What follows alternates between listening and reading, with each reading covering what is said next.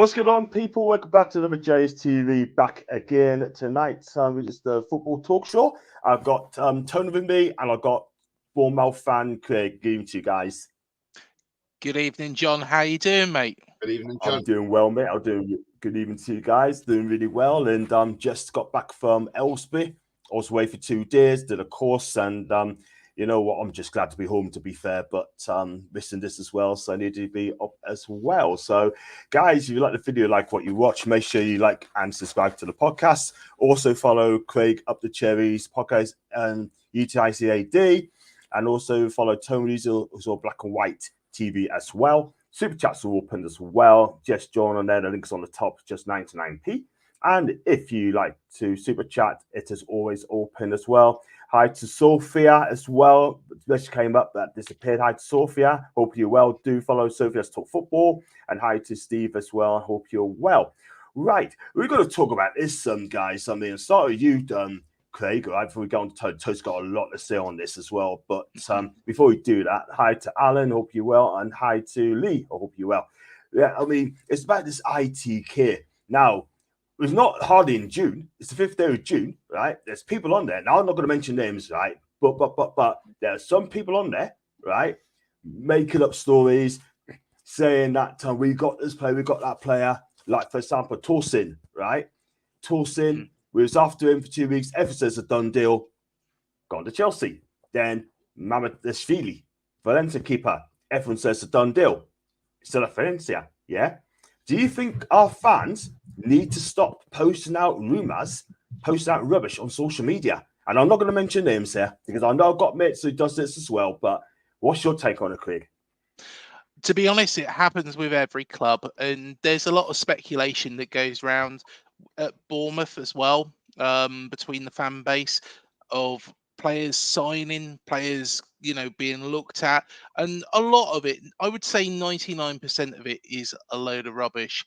However, one thing I would say is I just rely on 2 sources now, which is Chris Temple of BBC Radio Solent, and of course Mark McAdam, who is the Sky Sports presenter, does all the transfer shows as well.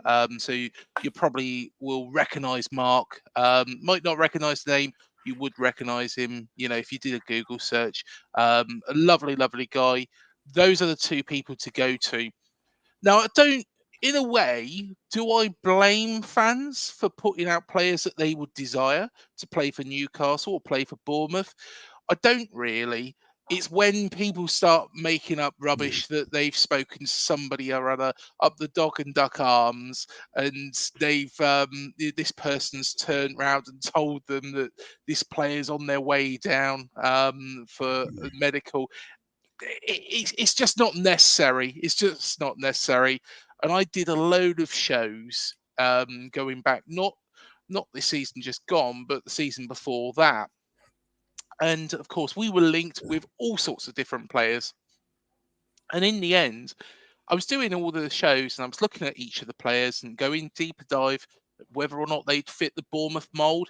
And I thought, half these players aren't coming. Half these players, aren't going to arrive. And, when I did ask Mark McAdam about them, he was like, no, it's never going to happen. It's never going to happen. It was never on the radar. Somebody's made it up. So, yeah, to be honest, it happens. It happens with all clubs, really, mate. Yeah, absolutely right. Let's go to comments as well. Big up to Steve. I see you doing the live stream for Flawless Tamani, Sarkison City. I watched that channel. It's good to watch. You know what? I'm looking forward for Flawless Comedy Show tomorrow at 8 o'clock. So do not miss it, guys. It's a big name YouTuber as well. Inasli Gunnar, Northside, Max Guna, Jez, yeah, and also Saeed as well. And Ma, so don't miss him tomorrow. Join the channel tomorrow, Anita, because I tell you what, he is amazing. This is a guy I love to chat to. Big up to Man Mag. Hope you're well, mate. Good to see you as well. Excuse me. I don't even believe Sky Sports. I'll wait and see what happens. Isaac Bruno, etc. Press didn't had a clue. And all it is, Tony, right? I mean, look, I saw your video on Saturday, and it was absolutely fantastic. And I'm glad you did that, by the way. Well done, you. And the fact is, right, I mean, there's a lot of our fan base, right? I'm not going to mention names, right? But making out rubbish on social media. Yeah, like I said, I know some of the people on there. If that's what I want to do, cool, go for it. But on our channel, we don't see things like that. We speak facts. We don't spout rubbish on my channel, your channel, Kirk's channel. Yeah.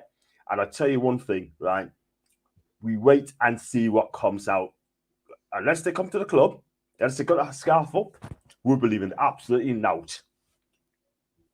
Yeah, absolutely, John. Look, I put the video out. A lot of people said I had a lot of balls to put that out there. I don't care. At the end of the day, I don't care. I don't care if the, and I'll name the guy, the likes of Casey, slanders me on Twitter. He can do what he likes, because at the end of the day, that guy is one of the worst of all. The amount of crap that he spouts off, you know. Okay, yes, okay, he could say various amounts of the media had we down for signing Torsen. But, you know, and okay, I get that. Some people might say, well, he's only got it from the media. Yeah, okay, but what about other players that are supposed to have signed and have never, ever turned up at the club? You know, like last season, there was players that were supposed to be signing. He spouts the same rubbish time after time after time. And at the end of the day, I'm getting sick of it. And I'll tell you why I'm sick of it. I'm sick of it for the sake of our fans. Because I go on that, you look on Twitter, you look at some of his posts he puts up, you see fans on there, they're asking him questions as if he knows, as if he's talking to their agents or whatever, you know, and it's cringy, because I think, why are you asking this guy questions when he hasn't got a clue himself, you know? I mean, who is his sources? Is it Heinz Tomato Ketchup? Is it Hellman's Mayonnaise? Is it HP sauce? You know, there is other sources available, obviously, in mix, but, you know, who is his source? It's one of those, isn't it? Because it's got to be, you know, or does he read it off the back of a cornflake packet? You know, I mean, honestly, it really does irate me. And I feel for our fans, because a lot of fans get their hopes built up thinking, oh, wow, look, such and such has come at the club. Oh, this is going to be a cracking sight. What a great transfer window this is going to be. And then that player's going to go elsewhere. And you're going, and the way I look at it is, why would you put yourself out there in that position to say, look, such and such has come to the club, then they're not. And then to get a whole load of abuse. Because I tell you what, I wouldn't do it. And if some, like I said in my video on Saturday, if somebody said to me, I would rather, instead of you doing rumours, I'd rather you say, oh, well, this player's coming, that player's coming. No, I won't, because I will not lie to my viewers. And if my viewers wanted me to do that, I'd walk away, pack up YouTube and say, off you go, I'm not doing it. When I do a transfer show, every transfer show I do, and you can look back through every transfer show that I do, I always say these are rumours. These are not signing, these are rumours, as per media. When we have a look at the players, have a look at their strengths, their weaknesses, their stats, how they assisted, you know, or if it's a keeper, how many goals conceded, how many saves they've made, all this, we look into the stats. And it's, you know, and it's not to say that those players are signing, you know, likes of us, likes of you, John, likes of Tool Review, likes of Pete Proudlock, we all tell it as it is, facts. We do not lead anybody up the garden path, never would do, and I would be absolutely mortified if I ever thought that I had led somebody up the garden path. I would be absolutely mortified, because I want viewers to come to my channel or your chat or any of the channels and see that we are speaking truth. Because when you've got people like Casey spouting off bull rubbish, bull crap every time, then it gives us YouTubers a bad name, because people start saying, oh, well, it's the YouTubers are just as bad as well. No, we are not. Do not tar us with the same brush as what he is. You know, he's trying to be Fabrizio Romano. He'll get nowhere near Fabrizio Romano. Yes, Fabrizio gets stuff wrong. Like when we were signing João Pedro from Watford. He had it nailed on. Here we go. And then within 24 hours, it was completely bollocks, because we went for Isak instead. So, look, even the best ones can get it wrong, you know, and probably, and no disrespect to Casey, but I think Fabrizio Romano's got a lot more sources and intel above than what even Sean Casey would ever have in his lifetime, you know. So, as far as I'm concerned, I would say, look, enjoy the transfer shows when we do the rumours, when we look at players who are linked. It's not to say they're coming. The only time you can see when the player's official, when you see the official statement from Newcastle United that states a player has signed, and you see the official photographs of them standing in St James's Park with a shirt on, with a scarf above their head, saying, "Welcome to Newcastle United." That is when you know a player has signed. But until then, any rumours you see, take it with a pinch of salt, because that's all it is. It's a pinch of salt until it actually happens. Till that player dots the I's and crosses the T's. Fact. Absolute fact. Well said, man. Because I'll tell you what, right? I mean, half of these people on social media don't even watch the Spanish league or the Portuguese league or the Italian league, right? And some of the fans have never heard of this man Philly before. Yeah? Let's be real, right? No one don't watch sport in Lisbon. No one in our fan base don't watch Bologna. Let's be real about it. I'm not going to lie. But, you know, you got to do your research, right? And find out what the player is. People say, "Oh, he's great. Get him in, get him in, get him in." Yeah? It's easy to watch on YouTube, but you watch the whole thing. Yeah? It's as simple as that. I'll go through the comments, by the way. I do apologise, guys. Newcastle owners know they wanted the summer transfers and they're quietly doing their business without the media know our business. Alan, facts. Thank you very much, man. That's a brilliant comment. Big up to Mama Flossie. Mods, how are you? And a friend as well. Hope you're well. And everyone's bigging her up as well, which is great. Shows some love to Mama as well. And she's always on Instagram as well. And well spoken, Tony. 100% never true was spot on, man. Absolutely spot on. Good, thanks as well. Even to Carlos, I hope you're well, mate. And even to Carlos as well. And I watched Tottenham's first channel and I said, "Will 2 trophies and top 4 be good?" He said, "A trophy, yes, but top 4 not enough. Spurs must a win-win, but I don't think they can. They're better teams than top 4 is realistic. For me, Steve, I want a cup this season. I'll be happy taking top 6 and win a trophy because elite sports is all about winning the trophies, yeah? I know people's going to say, "Oh, we got to be patient, blah, blah, blah." No, 55 year, we haven't won a trophy. 69 year, you haven't won a domestic trophy, yeah? That's a long damn time, yeah? Let's be honest about it. I'm not going to lie. Big up to Jabba Dabba. Hope you're well, mate. And hi to Collis again as well. Yeah, so for me, right, I'm going to go back to you, Craig, as well. My opinion is just wait until it's on the dotted line, number one. Secondly, right, don't make up stories, right? There's too many to name, yeah? But at the end of the day, that's why Newcastle don't say anything, right? They do their business quietly, yeah? And when we get a signing coming in, when the fee's been agreed, right, even... I'm going to mention the 2 names as well. Graham Bailey is one of them, and also Damish Singh for Sky Sports. Well, Damish Singh came out and said that let's come Madrid, and I think there's another club this afternoon as well. It might be Lazio, or could be wrong, right? Saying they're interested in Lloyd Kelly as well. Yeah, right, whatever, right? But at the end of the day, even Sky Sports gets it wrong as well. Yeah, they do. And the reason being is there can be lots of changes at the 11th hour. How many times have we watched transfer deadline day and there's a player that is being rumoured and having a medical somewhere, and then some other team do jump in and take that player from that club? So there is times when Sky Sports or BBC or whoever will get it wrong. I just don't see. I completely agree with you, Tony. I just don't see the benefit of people making up crap just to get clicks. And you know, I'm quite happy, and I've done it before, where I have run through all the rumours and gone through. You know, okay, this player. You know, what's he like? But they are all rumours until they're in the Bournemouth shirt being confirmed at Dean Court. It is a rumour. You know, like the Lloyd Kelly situation. It has come out today that he's leaving the club. He's not on the retained list. But until that point, it was all rumours whether or not he'd be leaving. We had an inkling. We thought what was going to happen, but until that point, until it's confirmed by the club, anything could happen. You know, the club could try and get him on a new contract. He might have a desire to stay, and it might just be some rubbish at circling. We've seen that before. You know, there's so much rubbish that comes out. You know, Ryan Fraser, for example, when he was at Bournemouth, and of course he didn't sign that contract extension with ourselves to play through the COVID matches. That's why he is universally hated by Cherries fans, and I don't think anybody can blame us.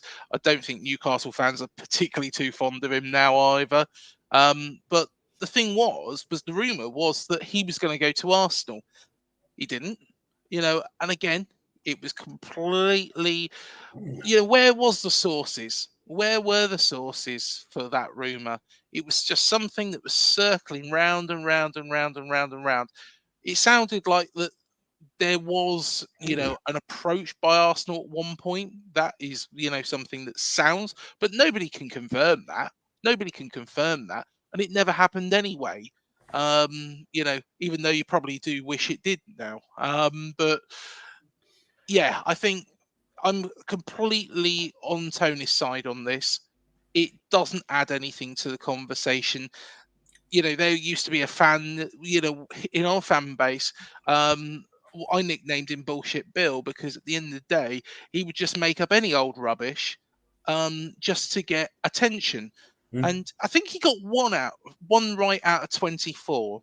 And the reason being he got one out of 24 right is because a broken clock can, you know, get it's right once a day, isn't it? Let's be honest. You know, I think it was probably even more than that. He probably predicted even more players, but he wasn't telling me, and he was telling other people instead. But yeah, unfortunately there's those people's out there, and that's why I say Newcastle, you're going to have two reputable sources. You know, ours here is Chris Temple and Mark McAdam. Those are the people that you should take the most credence from, you know, that you feel, you know, take the most, paying most attention to. But again, until they're in a Bournemouth shirt, even though Mark McAdam might turn around and say, you know, this is happening and, you know, things are progressing well, things could change with that player. You know, there's no reason why we couldn't be in for a player when almost got him signed. You know, he's gone for his medical, and then say, for example, yourselves come in, and he thinks, well, you know, instead of going to Bournemouth, I'd rather go to Newcastle. Signs for yourself. These things happen, and so that's why take it with a pinch of salt until that player is in the shirt. Yeah, facts. Absolutely, Craig. You're absolutely right, mate. I mean, I can't really add to that because you covered everything there, man. So let's go on to Alan. Hi to Alan. Good news. Isak staying with no intention moving anywhere. And 14th of June, Carlos, thanks, Clarky, for that. Bruno is safe. Man City with FFP, got to talk about it later on. Rumored to be relegated, and I think Leeds should replace for them as well. We're going to talk about that. Big up to Tangy, by the way. Hope you well. Long time no here, man. I hope you're good. Just pop to say hi. The rumours, gossip, the media, the ITKs drive you crazy, so choose to wait until it's official. In Italian, ufficiale. It's lazy journalism and clickbait on media services. Time to don't be a stranger, my guy. Make sure you come back on my channel, okay? Make sure, because you haven't seen it for a long time, man. And Spurs will struggle to get in the top four next year. They have European football, not like this season, playing one game a week. You know what? Playing one game a week, I think if I'm honest, it looks a lot better. I'd rather be in Europe, to be fair. As I've said before, I don't click on these links. More interested in reading the comments, lads. You know what it is, Gary? You're absolutely right. Do you want Fraser back? Bargain at 150 mil just for the cherries. No, do you know what? Do you know what? I'd rather anything back than Ryan Fraser. You make a list. You make a list, John. I'll tell you what. I'd rather it back than Ryan Fraser. The man is hated down here. He is just, honestly, he's. The thing was it wasn't so much that, you know, him moving and him leaving the club. It was that Eddie Howe gave him his opportunity in football. Without Eddie Howe, Ryan Fraser would be a nobody. But Eddie Howe helped him. He got him through. He only played six games in the season we was promoted. But, you know, of course, built his career up, become a Premier League player. And then he basically shot Eddie in the back. And I was surprised when Eddie went to Newcastle. I was surprised that Eddie gave Ryan Fraser a second chance. And then Ryan Fraser did the same to Eddie again. So it shows the caliber of the man. It really does, John. It shows the caliber of the man. I wouldn't touch him with a barge pole. I'm sure you've had players like that you would think, yeah, I would never welcome them back. They're universally hated, and that's all there is to it, really. But yeah, Ryan Fraser, yeah, he can stay down the M27 where he's going to get relegated with the Saints next year. Yeah, or probably cook him. Absolutely cook this guy. Yeah, wooden spoon. Yeah. Cook him. Just cook him. Yeah, exactly, mate. Exactly. Do you know what? I'm hoping they're going to get a couple of 9-0 batterings with a Ryan Fraser own goal thrown in there as well for a treat. Fair dues, fair dues. Let's go on. Oh no, yeah, you're going on one on him. Oh yeah, bless you. Lloyd Kelly, you're going to talk about Lloyd as well. Never rated him as a centre back, but it's a good footballer. If he goes to St James's Park, Howe would get the best out of him, and I think it's a perfect left back or defender as a Magpie as well. So that's the case, Mr. Harrison. Hi to you. I'm not even interested in rumours, gossips anymore. I just want hardcore facts and the truth. Hardcore facts and the truth. Yes. Or have a 2 weeks holiday, man, and just forget about X. That's what I do. Wish him all the best as well. That's a Matt. The broken clock is right twice a day, and it's a 24-hour clock. That's in Clarky. Let's move on. Craig, I hope you get some signings this season, but beware, Chelsea is sniffing. Oh yeah, they are. They are sniffing. This is the rumor, and Milos Kerkez. There was an Instagram post. Now, I can't tell you much about this Instagram post because I looked at it once and then I just clicked straight off it and I was just like, what will be, will be. But it was basically a hint towards something. And unfortunately, Milos is a youngster. He's probably not fully matured as a footballer. And he is going to make these mistakes. Now, is he being directed by his agent? In fact, it's a very interesting thing, this, because, like I say, about the Ryan Fraser situation, I spoke to David Beckham's old agent, the agent that got David Beckham to go from Manchester United to Real Madrid. His name's Andy Banal. And he's turned round to me and he was explaining how agents work and how they orchestrate things. And I said, do you reckon that Ryan Fraser decided to make that decision on his own? Or do you believe it was the agent who turned around and told him not to sign? And he said, I don't think. He said, I know that's what happened. So agents are very, very murky. They're very, very dirty. And unfortunately, it does seem to be that maybe something has happened with Kerkez. Maybe it's a suggestion from an agent. Maybe Kerkez is just a bit naive, not mature. Who knows? But yeah, that's highlighted, the brought out the attentions of Chelsea. If Kerkez wants to move on, I think we should, as long as we get a decent fee for him, we shouldn't stand in his way. And that's more than what we've paid for him. Now, if we don't get that fee, then he's going to have to stay put. He's got a contract here at AFC Bournemouth. And that's why I think players should honour the contracts that they are given. If you sign a contract for 4 years, you should honour that, as a football player. Unless in extreme circumstances, say, for example, Berry situation or something, really untowards happens at that football club, you should honour that contract. But I don't believe, I think, if it is Chelsea who do come in for Milos Kerkez, then, I think they will probably offer more than, we've paid for him. It's then a case of who do we bring in? completely agree with Matt there.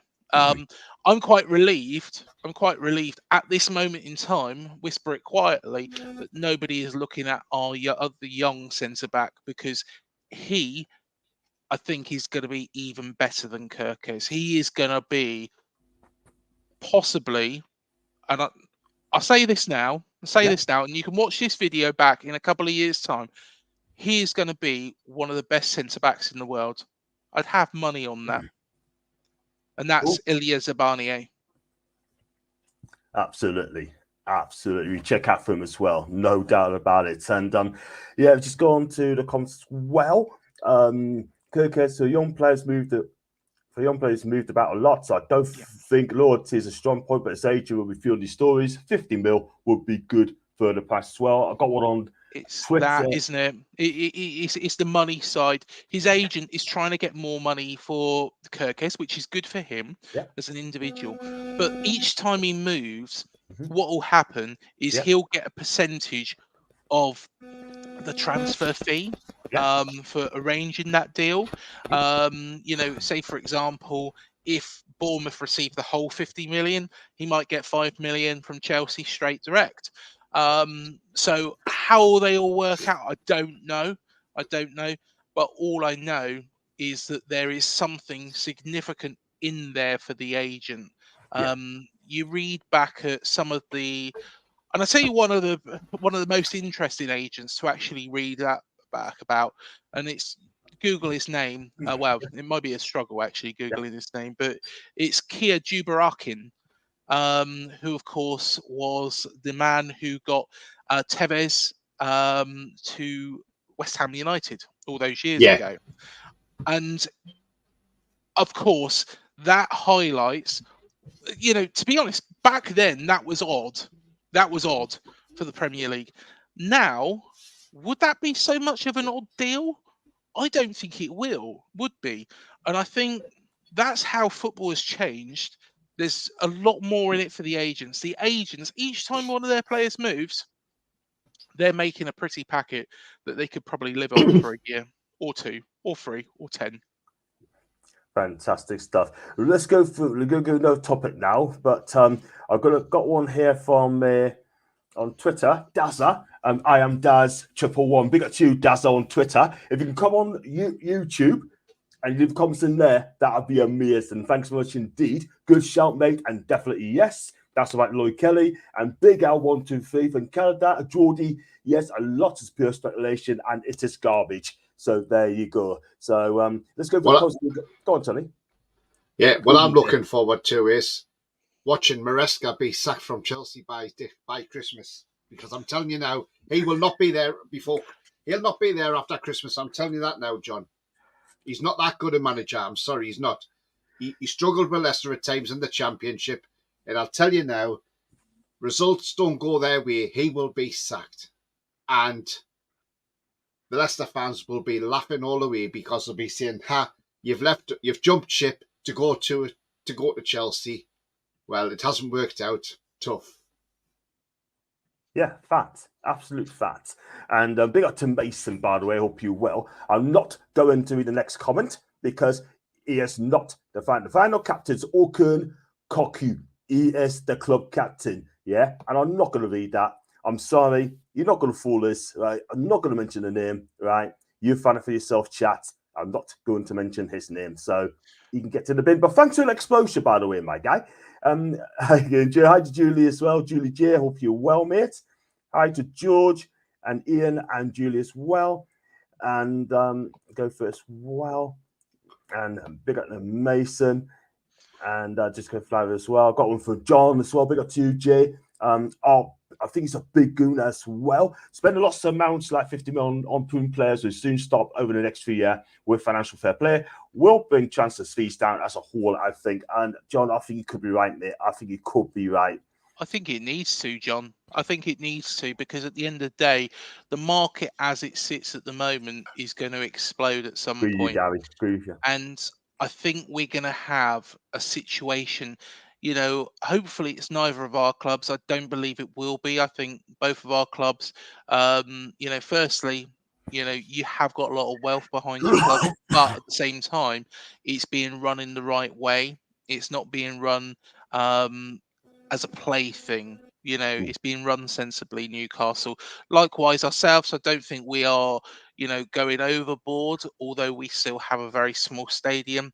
But of course, as part of FFP, stadium costs don't come into it. So I think we'll be okay. But I think it will explode at one point. And I tell you the team that it'll explode.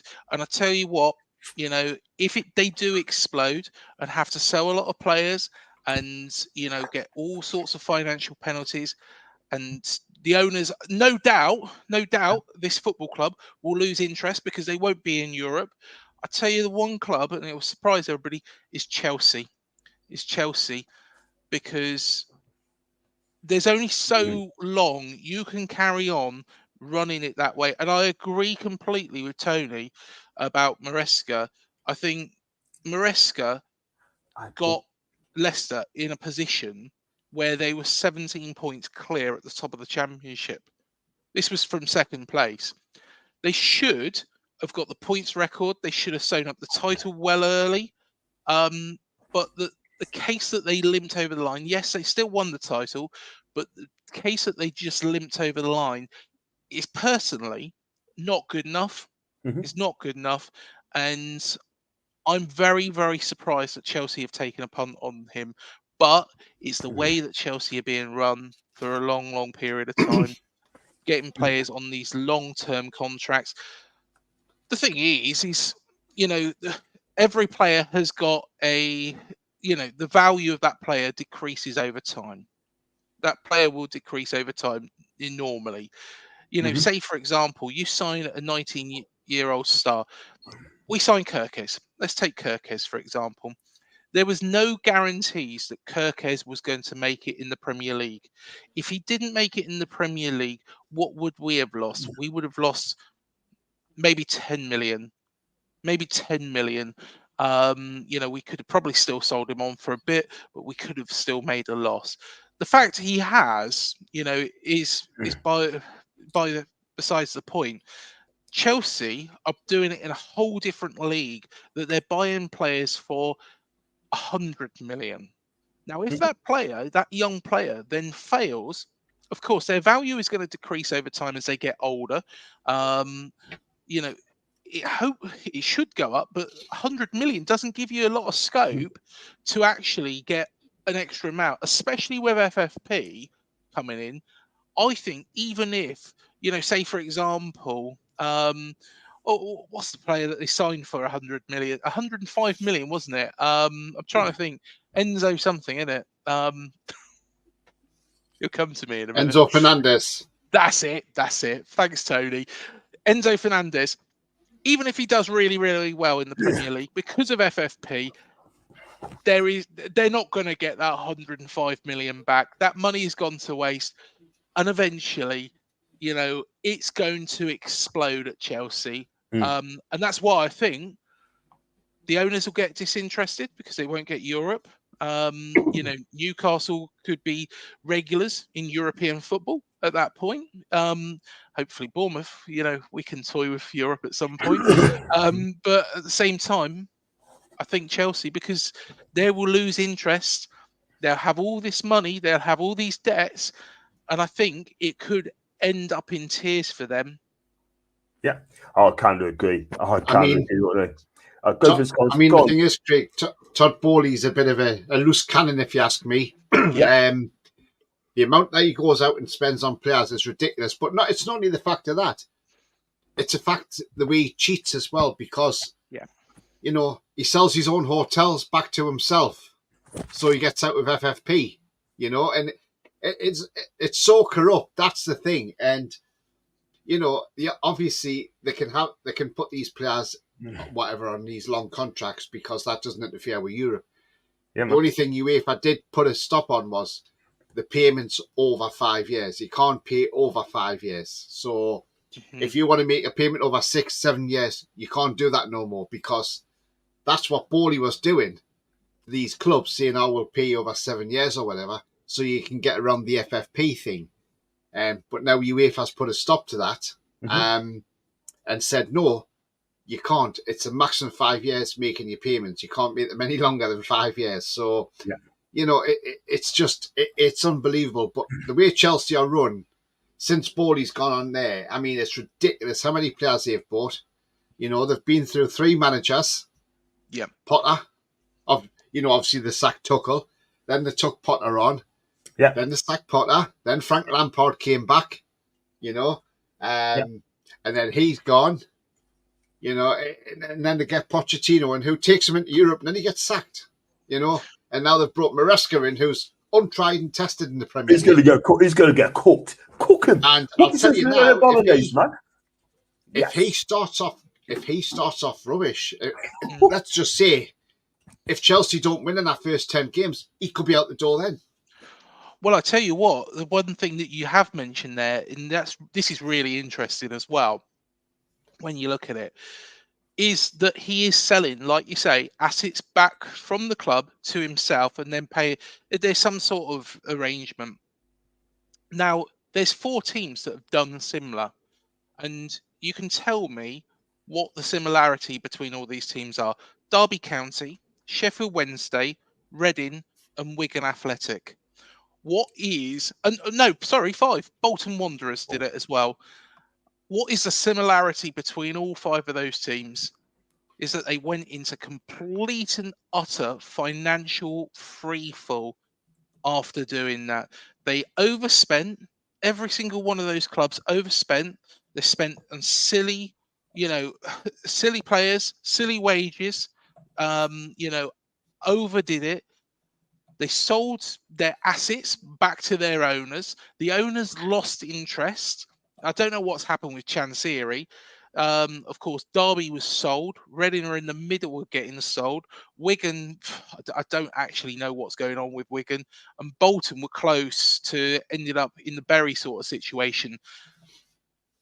That is why football needs this independent regulator, because effectively, I could see that happening to Chelsea. Now, Todd Bowley gets bored of Chelsea Football Club.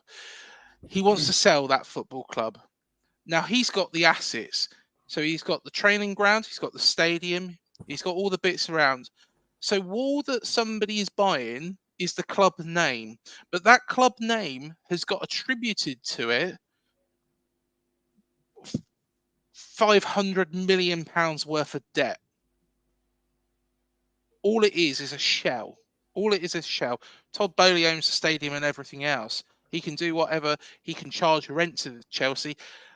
That's how it happens. And this is why I'd be very, very fearful as a Chelsea fan at this moment in time, because they're on a hiding to nothing.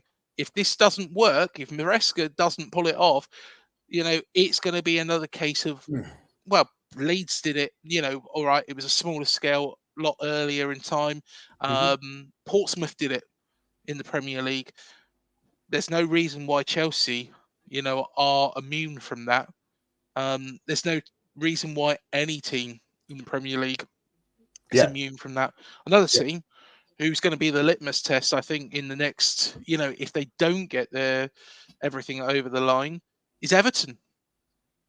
Everton are probably going to be the litmus test, where if they don't get that 777 deal over the line, they're going to be in all sorts of problems. Yeah, I kind of agree with you. I think Everton's in big bother at the minute, absolute big bother. But apparently that deal's not going through now, apparently. No, it's not. You're right, Tony. It's not gone through. It's not gone. It's completely. What happens though? I think Moshri said that. I think he was speaking the other day in an interview, and I think he said, "Look, they just have to see what they can do now and look for somebody else maybe to buy the club." But so in other words, I don't think he's got the money to keep putting into that club, and I think I wouldn't be surprised if they end up in administration next season. I really wouldn't, with a new stadium as well. I think you're right, Tony. I think you're so right. I mean, that doesn't look good for the club at all, and they got a new stadium as well in hand. So we'll see what happens on them soon. And when the fixture list gets released, if there's anything to go by, our season's fixture list, I'll be thinking they are trying to suppress us as a football club. Tanji, I think you're right, mate. And it feels if things do go down in wages, also as well, then there's real risk to just flood Saudis with the players. It depends whether they go to the Saudis or not. We should see. Chelsea have zero respect for managers. They got the Bradley, by the way. Hope you well. Admin for Magpie Media.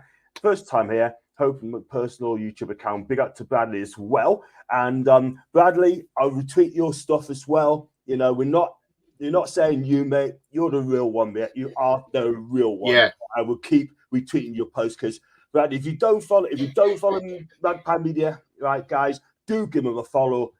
He is a fantastic guy, and he always sends a DM. I'll be happy to. I do follow him, John. Great guy. He's a great guy. You know, he gets a lot of stick, but you know what? He doesn't deserve stick at all. He is the real one. He is the real one. Big up to Dave Bowman as well. We hate to see Chelsea get Mamadashvili as well. I'm very interested to see who we end up signing for the right wing. Linked with so many. Yes, we are. And we are. They've got quite a few as well.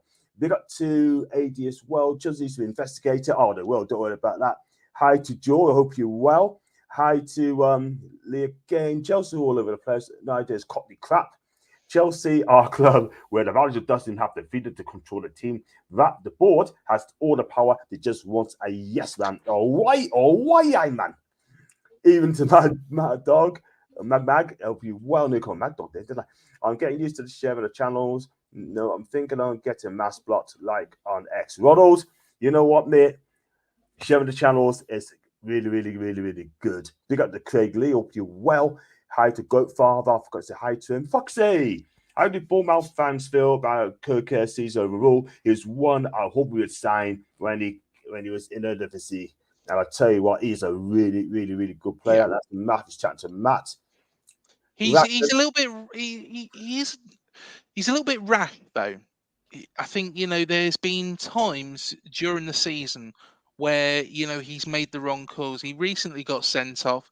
You know, it was a stupid thing to do. You know, personally, I think there is that maturity level that he needs to improve on that. But he is a good player. You know, he will hopefully become a good player.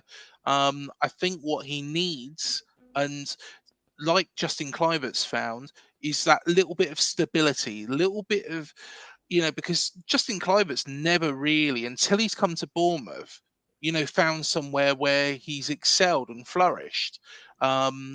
He has now. So as long as he stays with Bournemouth, you know, gets better and better and better, then he will probably get his move and his dream move. And I wouldn't be surprised if he does choose to go to Newcastle at some point, because to follow his father's footsteps. So yeah, I think there is that aspect to him as well. I think, you know, would he have been a good signing for Newcastle?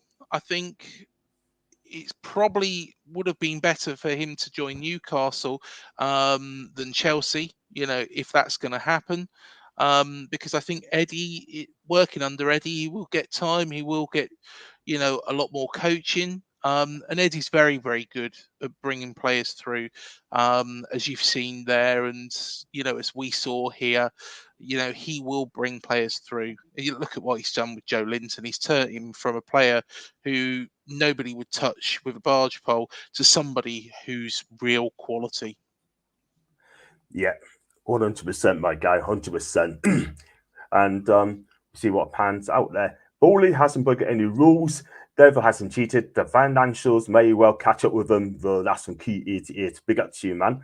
And yeah, so that's the case. And then some of this one, the club should get John on a t-shirt doing this cooking FFP wouldn't be a problem. Cooked. I'll tell you what though, if it's my way, I'll cook the Premier League at Richard Masters. I'm cooking like a roast potato. And you got to Bradley. Listen, do follow Bradley Magpie Media. Thank you so much indeed. And it's hi to Ron. Cancel for 9. Yeah, that's interesting. Man Marg as well. Evening, lads. And John, I see you in a black and white top. Thank you very much indeed. Hopefully one day you win a trophy as well, Mr. Watson. Let's hope you win a trophy. Sell Chelsea to the scrap. You got to love Alan, haven't you? I wonder if any Chelsea fans are watching the live podcast. I hope they do. I hope Chelsea fans TV do as well. I really do, because I do like Alex as well. Everton owe 7-7 a shit ton of money. I believe it's Yeah. 200 M's, Tony. 200 M's that owe them. A lot of money, John, a lot of money. I mean, look, John, right. The thing is, we've seen Man City are taking the Premier League to court. They're suing them, right? Man City. Right. So they're not, well, they're taking them to arbitration. Now then, this is where things get a bit interesting because, right, the Premier League, when you do arbitration, as we know this as fans ourselves, because when our takeover was going through, when it was going to go to arbitration, we wouldn't have heard anything from that arbitration because that was going to be behind closed doors, completely cut off from everybody. And it wasn't until we had that cat hearing, that cat case, and that's when things picked up rapidly after that, because I think the Premier League were then backed into a corner, especially when you know, when the lawyer spoke up for Newcastle and said the Premier League wanted to kick us out 6 months prior to that. So I think the Premier League, after all that came out, I think they saw that's why I think our takeover went through so quickly, and other things got resolved quickly as well. But anyway, going on to this Man City business now, we know they're taking them to arbitration, right? There's a couple of factors here. Now, this arbitration is supposed to be behind closed doors that nobody knows about. We'll not even know the outcome of this arbitration, okay, in the public domain. What's happened here is, though, and I think this is what's happened, and I may be wrong, but people may correct me on this. What I think is, I think one of the Premier League clubs has leaked a bit of information out, which is what Matthew Lawton picked up on and has put it out there. Because nobody would have known about this had that information not been leaked, because the arbitration in the Premier League, they do not like it done in public. They want it done behind closed doors that nobody knows anything. There could be other arbitrations that are going on behind closed doors that we know nothing about. So the fact that this has been put out there suggests to me that a club has leaked some information out. But proving which club it is, it's probably going to be hard because, you know, they probably don't want to be named and shamed. I say good on to that club, whoever's leaked it, by the way. Now, this Man City thing, that what they're doing is, I think it's a great move. Because I'll tell you why. They are right what they are saying. Why are you paying a fair market value for somebody, that a company that you own within your business? Why can't they sponsor you for more than what the Premier League say is a fair market value? Now, we know why this came about, because when we were taking over, we still had that Sports Direct plastered all over the stadium. Then Amanda Staveley, I think it was about 3-4 weeks into the ownership, she said, I am sick of this. I can't have a photograph anywhere in the stadium without Sports Direct in the bloody background. So the next thing Amanda Staveley said, get the skips in, get rid of these signs because I'm sick of them. The minute we started taking those signs down, that rang alarm bells through the Premier League. And the first team to pipe up over that was Leicester City. Yes, you got it, Leicester City. Leicester City, straight away, we want rules changes on sponsorships because, look, we can't have this. They're going to have sponsorships coming in 60, 70 million pound a season, and we need to put a stop to that before it gets out of hand. So Leicester were the main instigators in a vote. Now, it's like the pot calling the kettle, because at the end of the day, their stadium, whose name's on that stadium? Their company, King Power. Who's on their shirts? King Power. Now then, okay, we know they lost a lot of money through COVID because obviously they're a duty-free outfit. But when Leicester come out and said that, and they got relegated as well, which is absolutely hilarious, to be fair, about this as well. I mean, I know they're back up into the Premier League now, and they're getting a deduction. But look, when it all came out that they were going to do this fair market value, I looked at this and I thought, I mean, at the time, I thought, how can they do this? Because surely that's against the law. but obviously it mustn't be. So anyway, they brought this out, and it just meant that we couldn't have, like, say, for instance, Aramco coming in and saying, we'll sponsor St James's Park for £80 million a season.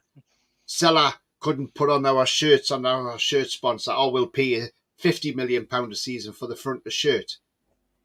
That's what this vote stopped us doing. So technically, when Seller put 25 million a season, Richard Masters looked at that, Tricky Dicky as I call him, looked at that, and he turned around and he said, okay, well, we'll let you have it for 25 million. But had it been, say, anything more than that, it would have got rejected. Now, I don't like this fair market value thing. I think it's wrong. And I agree with Man City on this. Because at the end of the day, why shouldn't we? Yes, I know why they're doing it, because they don't want us to get the funds so we can go out and spend more money on players, because the FFP then rises. I don't care. If Man City win this case, and apparently Newcastle United are supporting Man City on this as well, by the way, that is one of the rumours going around, which I can quite believe we would probably be, because whenever we abstain from a vote for something, Man City abstain as well. So it's interesting. Now, the way I look at this is, if Man City win this arbitration hearing, which is going to last for 2 weeks, it starts next week, I believe, and it lasts for 2 weeks. Now, whether we hear anything from it, I do not know. Will somebody come out and say something from one of the clubs? We don't know. That's the thing. It really stinks when it's a closed shop, because it shouldn't be a closed shop, because it should be public. Okay, you might not want to sit through listening to 2 weeks of arbitration, because it will be probably very boring. Take 6 weeks, Tony. It's going to take 6 weeks. Sorry, it's going to take up no, to it's 2 weeks, John. It's 2 weeks. Isn't it? Sorry, Yeah. Go on. Yeah, that was what was said on TalkSport as well. That it's going to last for 2 weeks, this arbitration. It might, whether it'll be 6 weeks for a decision, that could be the thing, John, but I don't know. But the arbitration lasts for 2 weeks. But if they do scrap this amendment, then look, it's great news, because it just opens up more opportunities for us to get the bigger sponsors in. And while I don't think this FFP is fair, because I don't think it is, if I'm honest with you, right? When you see the likes of Everton getting deducted points, you're seeing Forest deducted points. You know, you're seeing Leicester coming up and getting deducted points when they come up. Sheffield United are going to get deducted points. Sometimes I think this FFP does more harm than it actually does good. And, you know, eventually, is it going to come to a point one day where this FFP is going to end up seeing relegate somebody from the Premier League because they're going to lose their points? Like, say, for instance, if, right, Leicester get hit with a 10-point deduction at the start of the season, there is some rumour saying 15 points, but I don't know how many it is. Just say for 10 points, right? They've got to win their first 4 games just to break even, or to be a couple of points ahead, 2 points above, right? Now then, if Leicester struggle and they go down because of that 10-point deduction, now what happens if something happens to their club, and when they go into the Championship, they then end up in administration because of that 10-point deduction, and because of all the money they've lost, they then can't afford to pay for players in the Championship, say, and they go into administration. You know, this is where I think the FFP, I think one day, could send somebody into administration. Where is it going to stop? I think it's anti-competitive. I think the fair market value thing's anti-competitive. It's all anti-competition. You know, at the end of the day, it's like saying, for instance, you've got Sainsbury's at one end of the high street. You've got Tesco's at the other end of the high street.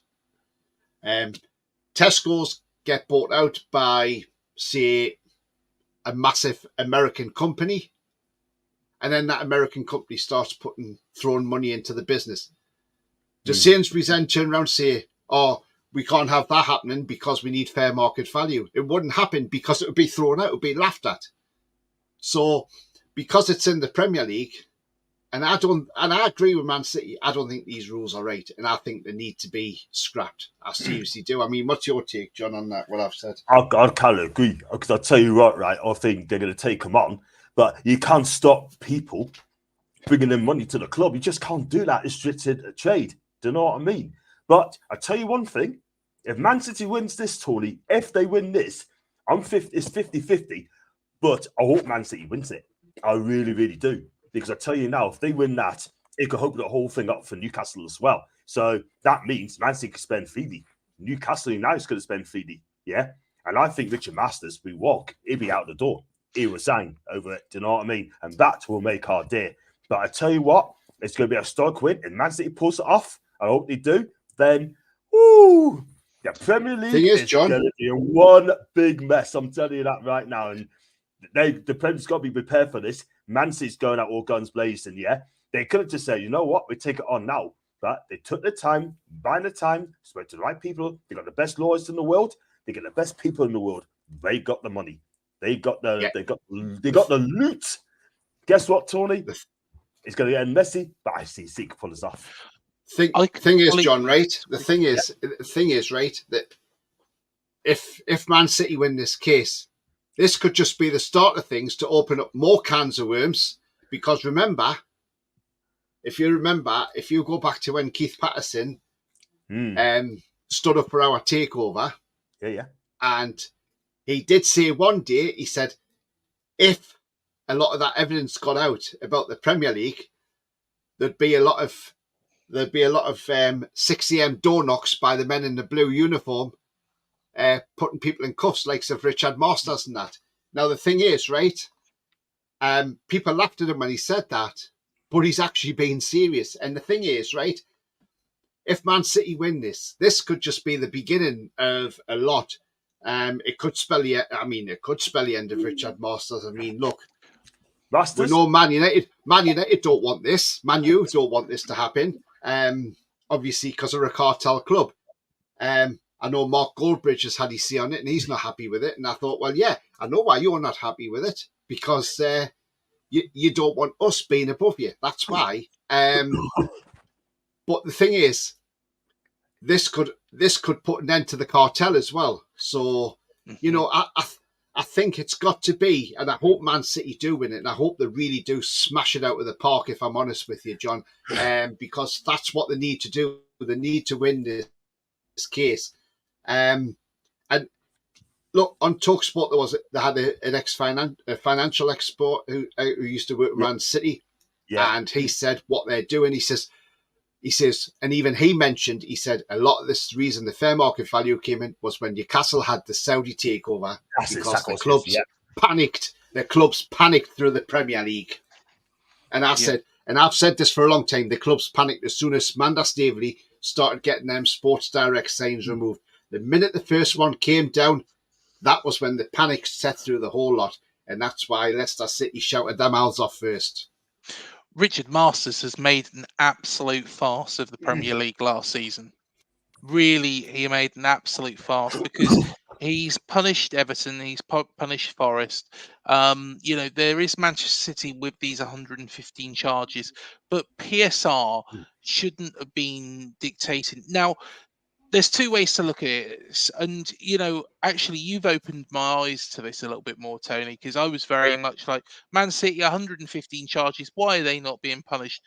But like you say, if you are to buy a company and you are to put money into that company, why should you be told of how much you can put in, how much you can invest, where the top sponsors are, and why? The biggest argument I've got with Manchester City is, why can't Newcastle do that? Why can't Bournemouth do that? But that all lies down at Richard Masters' door, because he's let Manchester City do it. What he shouldn't be doing, what he needs to be doing, Everton, for example. Everton are in a mess. They've overspent. You know, they've overspent on poor purchases.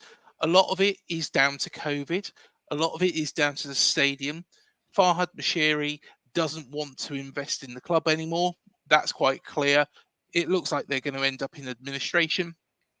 if he doesn't find somebody to replace it. Hmm. But what I would say, and what really needs to happen, is that the Premier League need to go into Everton and help Everton turn it round. Very much like, any club in the EFL.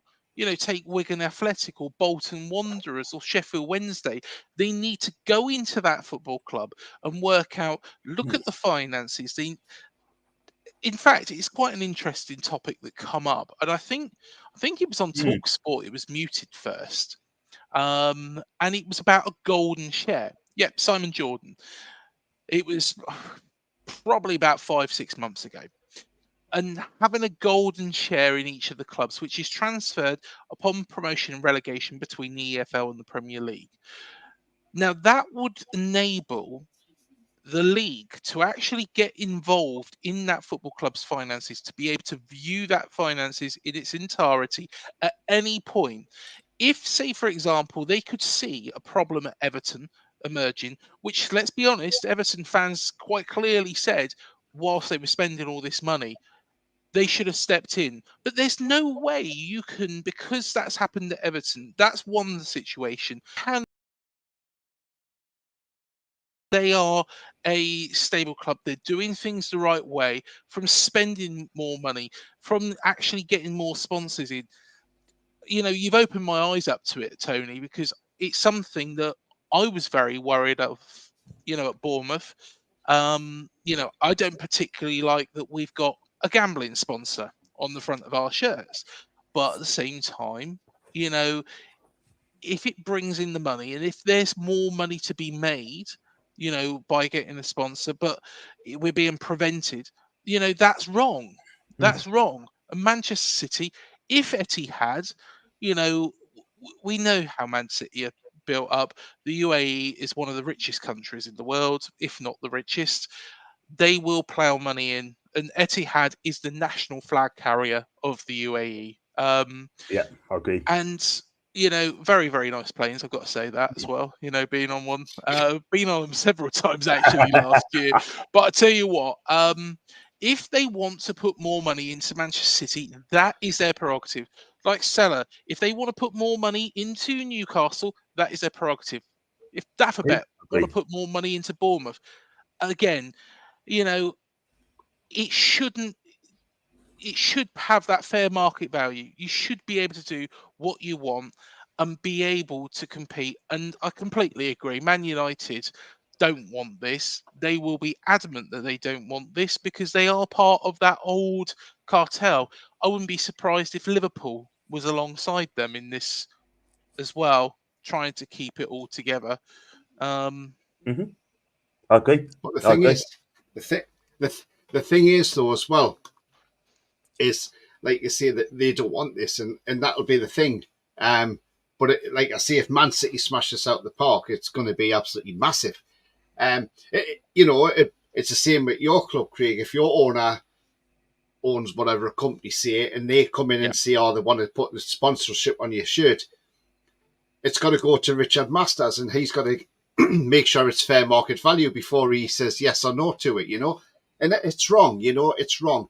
And this is why I think when clubs come up from the Championship, we saw it last season, Burnley, Luton, Sheffield United all went back to the Championship because they are frightened to spend a bit of money to keep ourselves in the league. Yes, we know, okay, Luton brought in Barkley on a free, which was a masterstroke and it nearly paid off for them. But look, these clubs are coming up now thinking, well, actually, better be careful how much we spend because if we overspend, we'll end up with a points deduction.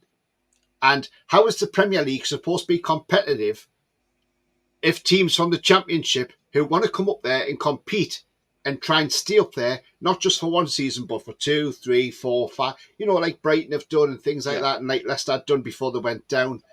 Huddersfield done it, they came up, stayed up for 2 seasons, went back down. But clubs now are so frightened of FFP and PSR. These owners are so frightened to say, I can't buy this player now because I'm overspent by £10 million. I mean, you look at Forest last year, they were overspent by 30 million quid. But had they sold Brennan Johnson 3 weeks sooner, Yeah. they wouldn't have had this point deduction, and it was for the sake of 3 weeks for Brennan Johnson going to Spurs. If they hadn't have, if they'd have sold him that earlier, they wouldn't have been done for FFP breaches. And I can see why clubs don't want to overspend, and it's so wrong because it's so anti-competitive in my opinion, and and it's never going to change. And how we are trying to play catch up towards this so-called big six that they call them, big six. Now we are nowhere near the likes of Man City or Man United for revenue. Like okay, people say we're the richest club in the world. Not the richest club. We've got the richest owners in the world, but not the richest club. Yeah. To be the richest club, you've got to have the massive amount of revenue. You look at what you go and look at Real Madrid, their sleeve sponsor for next season, £75 million a season. That's what we should be. That's what we want. But we can't get that yet until we get our revenues up. And that's what it's about. I wonder if Richard Masters would see that as fair market value for Real Madrid, but there again, he probably would because he'd have no choice but to put it through. But look, the thing I'm saying is, this is why we're trying to grow the revenue and we're trying to get as much as we can into the club. So we've got Adidas coming back under our former owner. I don't like to mention his name. I call him the tyrant because that's exactly what he was. Mm-hmm. He was a leech on our club. That's what he was, the fat man. And Castor coming in, £5-6 million a year for the supply of the shirts. Now we've got Adidas coming in, £40 million a season. It just shows you the amount of people that the club have employed now. The likes of, we've got Darren Eales there, we've got Peter Silverstone in the commercial department. We've just brought another guy in as well, But under our former owner, Penfold was the one in charge of everything, And it's just unbelievable, how much the club's changed with the new ownership that we've got now. I see new ownership that's been here nearly 3 years now. But you can see what we've done, but gradually we are trying to get it up. And that's why we've now got this fan zone coming in, which is being built at the moment, which hopefully is going to be ready for the new season. Mm-hmm. And that's going to bring in extra revenue for the club as well. So the more we generate, the better for us. Yeah. But we've got a long way to catch up. That's what I'm trying to say. I totally agree there. Let me just come to the comments as well. Sorry. We come back to it in a minute, Craig. So don't hold that thought. Yeah, no problem at all, mate. Sorry. Make sure you keep those likes coming through. Make sure you slash your likes as well, please, people. Yeah, we've got 60 people watching the show. Make sure you slash it up. Yeah, thanks so much indeed for that. Good evening. Is it all right if I ask Craig what's his views on Milos? We have discussed him. Linked to United and what's the fee we're taken for? Be 50 million plus, and he has the history of changing clubs as well, mate. So I'll put us down now. We're going to comment on one slightly, and also to Craig. Did Bournemouth had a bad injury record? Or Eddie was there? I think they did. Yeah, to be honest, in that last season, we had in the Premier League, we had a very, very bad injury record. To be honest, we did very, very well before COVID kicked in. We did very well. In fact, if I remember correctly, we actually went 1-0 up against Liverpool in the last game before. Yeah, it was the last game before COVID. But it was after COVID, it all just fell apart when players actually had come back from injury. So Eddie had his hands tied a little bit before COVID. We could have been in a better position, had we not had those players out. But I think to actually get the team restarted, I was worried actually. I've got to be looking back to it. I was a little bit worried about our preparation ahead of coming back. There was a number of teams that went and had, extended training sessions, games against other teams, within the local area. We could have done that. We could have had games against Southampton. Yeah, they were in the same league, but hey ho, teams in the Premier League were doing that. We had Yeovil, even Dorchester Town, whoever, play teams locally, get that fitness back up. because I think that is probably where one of our biggest failings was at the end of that season. And yeah, I think although yes, he did have that it was really that last season where the injuries did come through and hamper us. I think our preparation after, in between, whether or not that was down to Eddie or somebody else, wasn't probably good enough for the restart. But who knows? To be honest, nobody knew what was going to happen at that point. It was all up in the air. Yeah. I know that there was lots of teams having friendlies. It just seemed like we were just a bit behind the curb when really we could have gone to Yeovil, we could have gone to Dorchester, Weymouth, whoever. I know it's not the great standard of game. I know it would be behind closed doors. I know that they were playing players that they wouldn't come up against week in, week out. But, even if you got an 8-0 win against Weymouth, at least those players' legs are getting a run out, getting working, getting ready for that restart. Yeah. And I think that's probably where we failed a little bit at the end of that season. Yeah, fair enough. Very good comments there. FFP will scrap and go back to always. We could buy any player throughout the season. Lee, I have to agree. What I don't get is, though, you're a professional football club and you can calculate your finance to ensure you can play with FFP and therefore get the deduction. Surely that's incompetence at the club. That's Luke. Big up to you, Luke, by the way, man. That's a fair shout.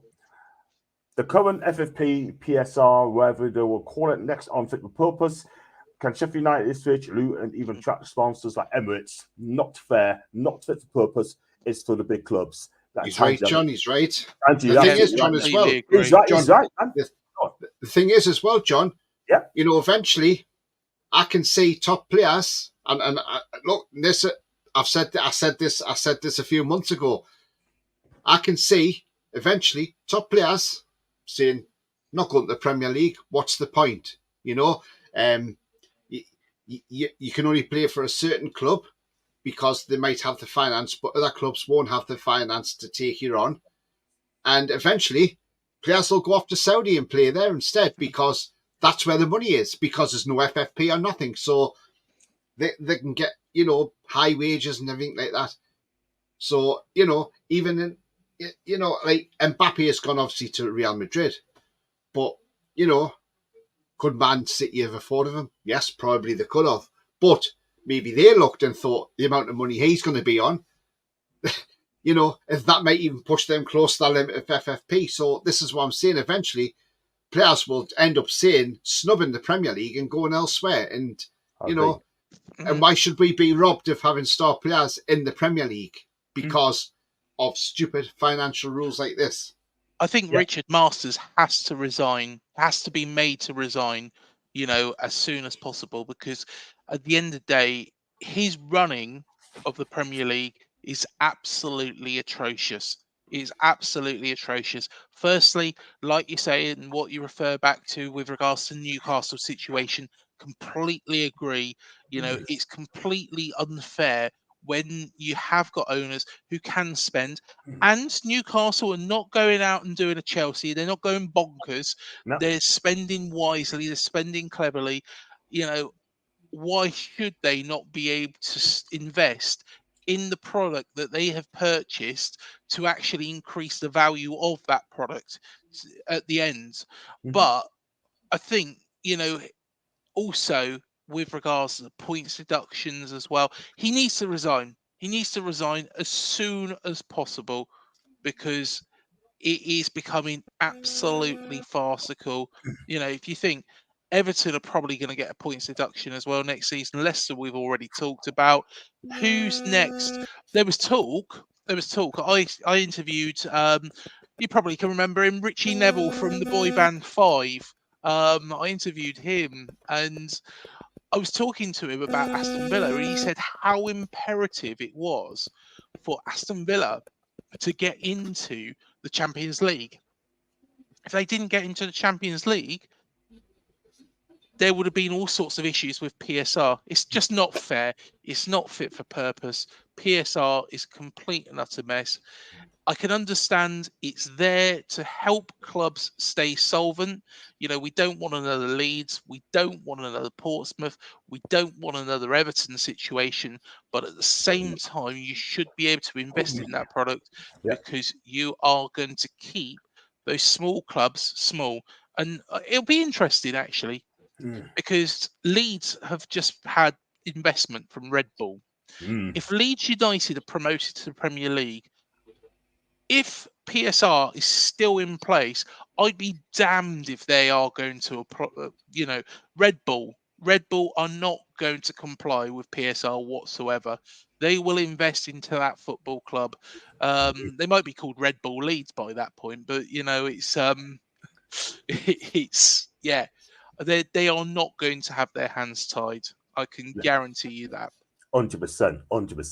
They will spend money like graffiti. I'm telling you that for now. Yeah. Can I ask you a question? If you was owned by Ashley, would you still want do you still want the PSR scrap? Yeah, I do. I want it scrapped. Yeah. No doubt about it. Premier will not supersede the law of the land. That's a myth. We go through this Commonwealth quite a few. I think the Saudis shouldn't accept money from these clubs until the cartel Premier League until Newcastle are respected. Julie's fat. Thank you for that, Julie. Can the team start walking out to money by Lloyd now? Justin Craig. Richard Masters getting 2 meaty brown upwards in his back pocket. Yeah. The only ones Rangers are Man United, Liverpool, and Arsenal. I find it funny with City's arguments, and it isn't fair. Although City have more revenue than Real Madrid, obviously false. And the Premier League and its club never objected to actually own Sports Direct and sponsor our club's 14 year, but the panic is real since we've got the takeover tantrums. Flipping good point. That is a bloody good point, man. He is spot on, John. He's spot on, John. I mean, do you remember? And we got to you, man. John, the advertising wasn't bringing much money in a year because he wasn't paying for it. And then he had the cheek to change our name of our stadium as well. Yeah. He had the bloody cheek to change to Sports Direct Arena. Do you know what I mean? And I'm sorry, that's a slap in the face of Newcastle fans. And then he knew full well he has to go back to St James's Park. And that was it. So I'm sorry. But, everyone's quiet. We had Ashley's owner. Now we got the PIF. They're just scared. Even the Premier League is scared as well. The Premier League and the Masters are so scared. Get in the bin. Get in the bloody bin. Those Masters as well. Cook them, John. Cook them. I'll cook them. Cook them in a bolognese sauce and put the Parmesan cheese on the top, yeah? Then again, don't bother. Have the Parmesan cheese turn into bolognese sauce and bloody mix it up. The lot. Then there's the level field. That's level playing field. No, that's from Luke. And every team, the same money, it creates a level playing field, but people won't want that at all. Fair comment, Luke. Dip Masters is protect the big clubs and seems determined nobody can do a City again. Well, I tell you what, it is disgraceful. Absolutely disgraceful. Luke's chatting to John. Big up to Dave. I hope you're well, Dave. Hope you're well, mate. There's loads of comments. Just flying them in. It's against anti-competitions restricted of trade. It won't stand up in court. If City weren't doing this, we would have been next capital or whether it's EPL. Thanks. Why should the Premier League have to do that though? Stick to the spending rules and you won't get yourself into that situation. That's from John. He's a big Arsenal fan as well. We have to respect him, by the way. Any comments would do. John, on that comment. Go for it. Yeah, okay, fair enough. Yeah, you won't get yourself into a situation.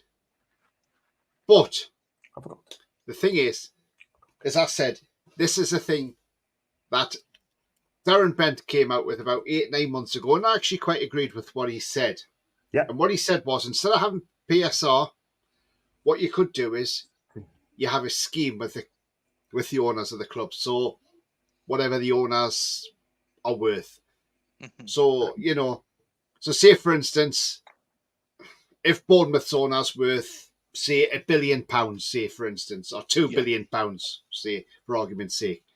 Now the Premier League might say to the Bournemouth owner, okay, you need to put down £150 million bond. Now, what that is then is, like Darren Bent said, if your club then goes into administration, the Premier League can get into that £150 million bond and pay the players their wages and the staff and help the running costs of the club till a buyer is found. Yeah. And he said that way you wouldn't have any problems. He says, you know, and then he says, if you look at like our ownership, the Saudis, they would have no problem because it'd just be a drop in the ocean to them just to say, yeah, okay, we'll stick, you know, we'll give you a couple of 500 million or whatever. That's no problem. That's a drop in the ocean. But when he actually said that, I actually thought, do you know what? That's not a bloody bad idea at all, because then all these clubs, if any clubs do go in administration, there's the money to help the club see them through that period until a buyer is found. So, I mean, I don't know what you think of that, John and Craig. I mean, what's your thoughts on that? Do you think Darren Bent's right? I think that's a really, really good suggestion. And the thing is let's look at the situation at Reading, for example. I don't know if anybody knows, but there's a gentleman called Dai Yong who was in charge of that football club. And Reading, because of the terrible running of this guy, was relegated from the Championship into League One. He's lost complete and utter interest of running that football club. He's still got the money to run it. However, because he's lost all interest, the club is being run hand to mouth. It's being to be honest, it's been helped through by their sponsors. It's been helped through the prospective owners. And if, say, for example, that situation was in place, they could go, right, okay, you know, this Dai Yong, it sounds like he wants all the money that he invested back.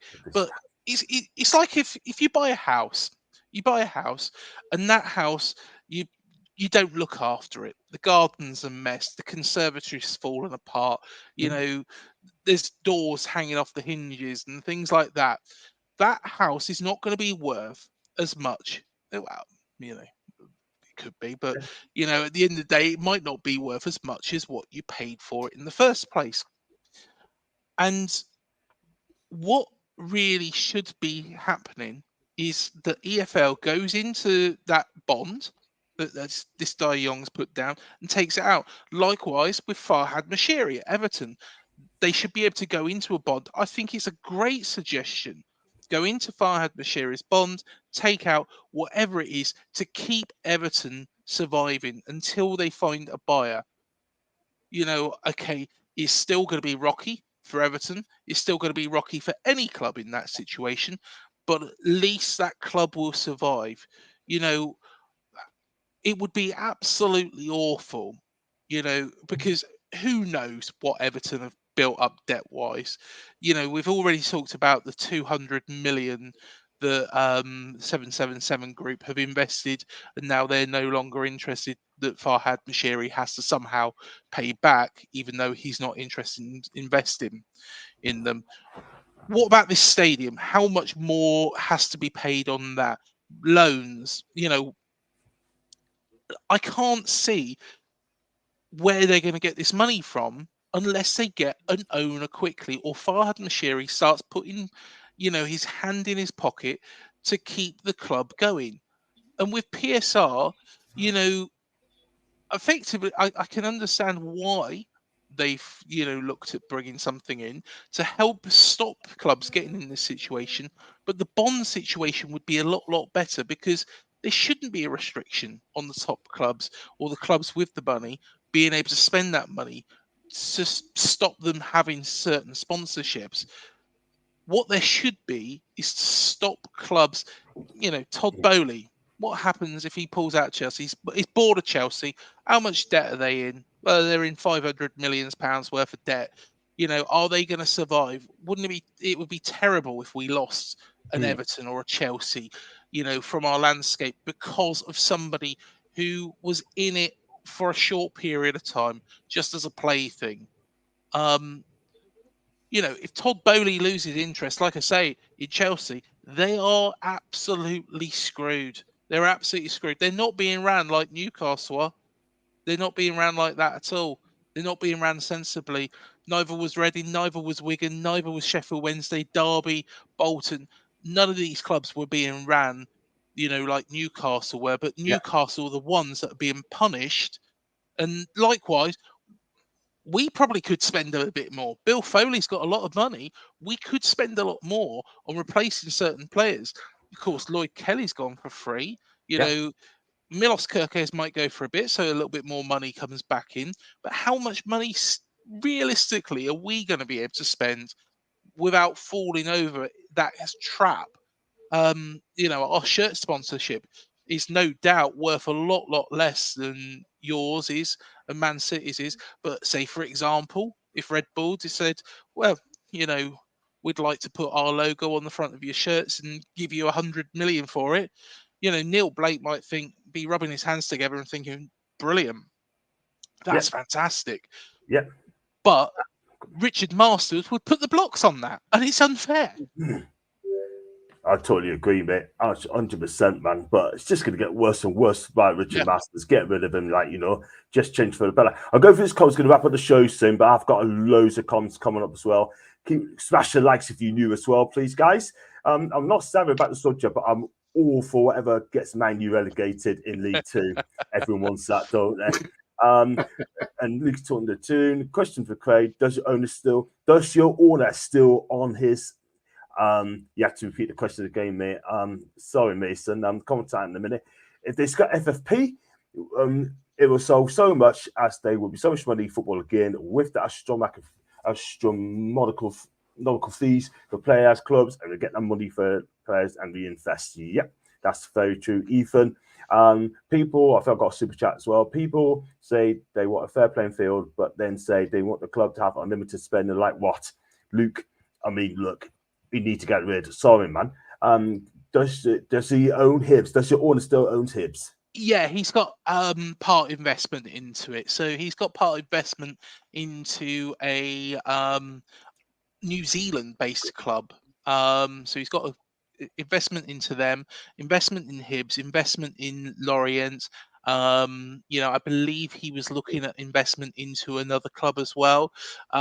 Mainly what he wants to do is build up a multi-club ownership. And again, this is another hot topic, because you've got Manchester City, who have recently done this as well, where Girona have managed to qualify for the Champions League because of the investment that they've been put into, and it's caused UEFA into a bit of a sticky situation.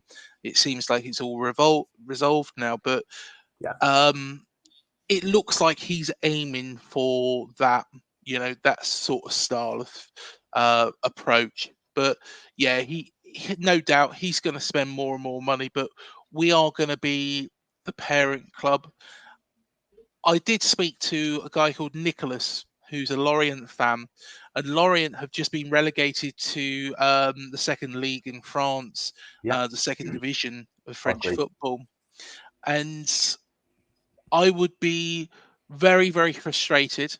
I can understand the hatred that comes from the Lorient fans towards Bournemouth. You know, not to the Bournemouth fans, but to the football club, towards Bill Foley, because it's not nice to have, you know, somebody in there who Dongo Watara, I think we probably paid a fair amount for, but it's not nice to have, you know, a little bit what feels like a one-way relationship. You know, if, say, for example, Lorient found a really, really good French player and that player come through, what's going to happen to that French player? He's going to come to us, and it probably will be for a cut price figure. Let's be fair. So this is another thing that needs to be resolved, because that is something that Manchester City, of course, are doing. I think they've got about 12 teams, if I'm right in thinking. But yeah, Richard Masters, like I say, he has to get in the bin. You know, he has completely lost control of football. And yeah, well, actually, we might get another sponsor. Actually, thinking about it next season, it's not been announced. A Dafabet, and at the last game of the season at home, they actually put loads of shirts on the back of the seats at Dean Court with Visit Vegas or no, it's like a Las Vegas tourist board, but I wouldn't be surprised if Bill Foley's got, you know, there's some sort of deal in that. You know, he was the man that took ice hockey to the desert. You know, he's quite a bold person. So I wouldn't be surprised if he's got some investment in that and will use that as a vehicle to get money into Bournemouth. And why shouldn't he? Why shouldn't he? If he wants to pay Bournemouth 100 million through that sponsor to, have the name on the shirt and, where we can invest, I can't see what the issue is. But of course, Richard Masters would say no to it. And that's just damn well wrong. I'm with Man City on that. Yeah. And you've opened my eyes up to that. It's, I've learned something today, Tony. I've learned something, mate. Yeah, absolutely. I mean, just want to say, John, obviously there's a comment in the there's a one in the chat saying that obviously it's Luke Mudway, and he says but you would say that's incompetent by the clubs for buying players or giving wages to players that are outside their ability to pay. Well, the thing is, look, what I want to say is, look, if there was no FFP, right, at the end of the day, you can still spend within your means, because at the end of the day, the way I look at it is, if there's no FFP, and if an owner goes out and spends above their means, then at the end of the day, that's their problem. You never spend, like, 1.6 when you're living, like any of us, do we go out and spend above our means? No, absolutely not. Because I wouldn't want to put myself in that position, neither would anybody else. If a football club spends above their means and then puts herself in trouble, then there's only one person to blame for that, and that's the owner of that football club. Yeah. At the end of the day, spend what you have. But, this is why I'm saying I think the FFP, it something needs doing. And I think this 105 million over 3 years is old now. It's gone, because as far as I'm concerned, we're not even going within line with inflation with this either. And it should have been up to 200 million over 3 years, if I'm honest with you. Yeah, I agree with you, Tony. Again, 110%. But yeah, I can't really add to that one, Tony. You're absolutely right, man. To be honest, I've little sympathy for some teams. Sheffield spent 6-7 mil last season. For example, the 3 French teams that were relegated spent 41 mil combined. Premier League in general just waste of money. Yeah, I kind of agree. Burnley spent 111 mil. Is that not good enough? Well, they gave it a go and still got relegated. Remember City, Gannon, third division, gates massively dropped. Which owners are Gannon investing clubs now? Am I thinking that will take overs behind restrictions? Well, I tell you what, I mean, they still got bought in 2008, and look at where they are now. Rob's chatting to Luke. Could have been us, John. Yeah, could have been us. Because those owners wanted to buy Newcastle, and it was down to Dennis Wise and the Fat Man who were asking for too much money, and they ended up buying City. So just goes to show. Yeah. The Fat Man too greedy yet again. Yeah, man, absolutely. And he's the one who killed us. We had a turnover. We had more turnover than Tottenham Hotspur before I actually bought the club. And here we are. They got more turnover than us. That just tells everything that you need to know. Yeah, they can spend what they want. We cannot. Saudi's the only place that would pay the wages higher than the Premier League. Every other league, except for the outlets such as Bayern, PSG, Real, Barca, won't be able to afford the wages. That's the Luke. And you not heard of FFP, Luke. And Rob, thanks so much for your super chat, man. Really appreciate that. £5. Thank you very much. And he said, fantastic show, guys. But when are we getting onto the best of Britain clash between Wales and Gibraltar? Don't not pick again. I don't think Dublin plays Wales again.